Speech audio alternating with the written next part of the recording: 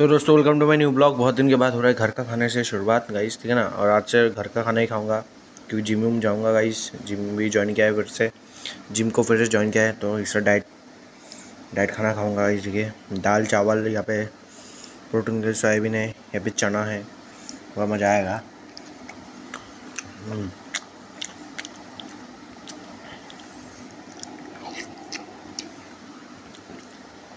बाहर जाऊंगा तो दिखाऊंगा।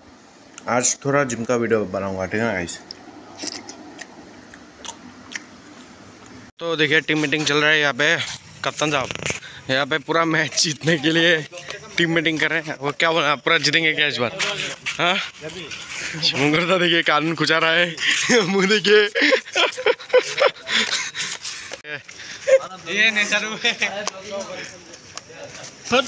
क्या एक्टिंग करेगा? है लंबू लंबू लास्ट जैसे हैं किसे लास्ट जैसे